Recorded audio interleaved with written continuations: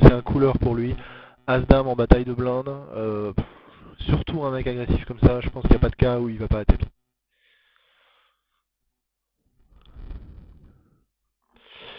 Et donc, réflexion faite, effectivement j'ai bien fait de pousser parce que sans As, sans Dame, je lui prends pas son argent. Donc le fait de faire tapis préflop me permet de l'obliger à mettre son argent avec une main avec laquelle au flop il n'aurait pas mis son argent. Donc tout ce qui est As-Dame, peut-être As-Valet, peut-être paire de dames, s'il y a un As qui tombe, il vaudra plus mettre d'argent au milieu, moi non plus, mais n'empêche que lui il vaudra plus mettre d'argent au milieu, alors que si on part à tapis préflop, il aura envie de mettre son argent. Donc effectivement je pense qu'il faut 3 BT préflop à ce moment-là. Faire tapis préflop à ce moment-là. 3 BT, oui c'est ça. Non, 5 BT. 5 bêtes. Tapis. Parce que lui il m'a 4 BT. Alors, As-9, bien évidemment je relance. Suité. Alors le problème c'est que là, voilà. Voilà, ça je l'attendais, mais alors c'était tellement évident. Le problème c'est que j'ai les stats de squeeze de ce mec là. C'est un 22-10, donc c'est pas un excellent joueur. Par contre, il squeeze 5% des mains, ce qui est pas énorme. Je pense que moi je dois être à peu près pareil. Et je suis pas un gros squeezer, je le fais quand l'occasion se présente. Et il aurait 10-11% de squeeze. Là, je pourrais éventuellement songer à un 3 bet. Mais là, je suis pas le dernier. Enfin, clairement, je suis pas le dernier à parler. Et j'ai pas une main extraordinaire. Enfin, à la limite, la main, on s'en fout. Donc là, je préfère lui laisser, quoi. Ça peut être un squeeze, mais pas forcément. Le mec, il a 10 en pré-flop raise. Il a pas des stats de squeezer. Donc il y a quand même de grandes chances qu'il ait une main, une véritable main. Et le mec derrière, GOAT, il a que 25$, donc on sait jamais, il peut très bien faire tapis avec une paire à la con, genre une paire de 10 qui me laisserait que les outs de l'as, donc j'ai pas vraiment d'intérêt dans ce cas-là à faire tapis. Alors ici, la dernière fois que j'ai limpé avec cette main-là, ça s'est très bien passé pour moi, donc je vais relancer. En général, soit je relance, soit je limp, ça dépend de mon humeur, je varie mon jeu. La plupart du temps, je relance cette main. Je pense que c'est la main préférée de beaucoup de monde. Euh, je l'aime bien sans plus. Alors, 3, il a 66. Je serai hors position, je perds. Ça, j'allais dire, je serai hors position, je paierai pas. Oui, c'est vrai, je paierai pas, mais là, je suis en big blind, donc ma cote est vraiment intéressante. 10-6-2. Il y a quand même pas de grande chance que ça allait toucher. Soit je pourrais transformer ma main en bluff et le relancer un petit coup. Je pourrais payer. Je pourrais le flotter, mais hors position, c'est quand même pas extraordinaire. Donc je vais passer, je vais le laisser tomber. J'ai pas envie de m'embêter avec ça. Alors As-10, bien évidemment, là je relance et je vais essayer d'isoler Dagiduda.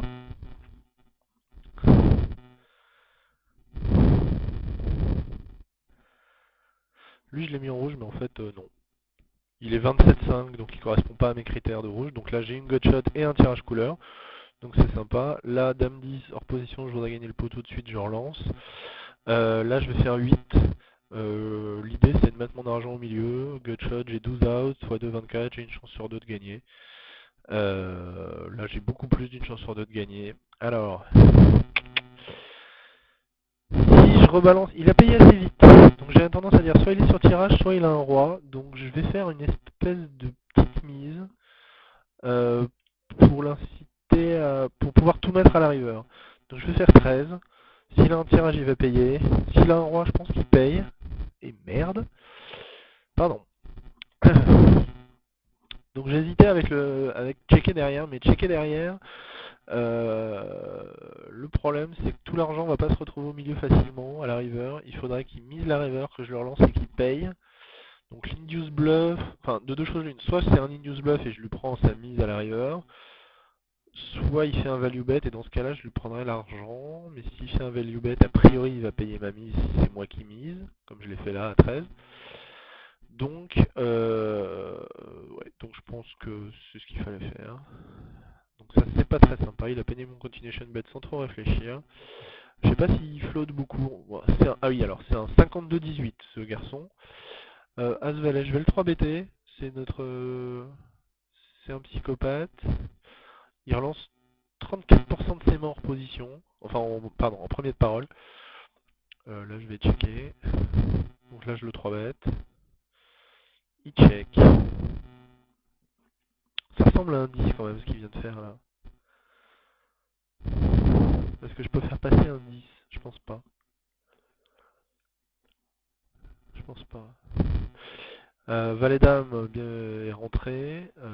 Donc s'il était à tirage, a priori il a touché. Je pense qu'il a un 10. Paire de dame. Waouh. Waouh. Je vais me faire une petite note quand même.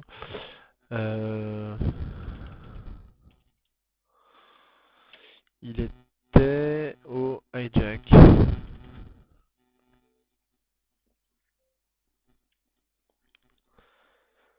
Paire de dames, c'est impressionnant ce qu'il nous a fait là.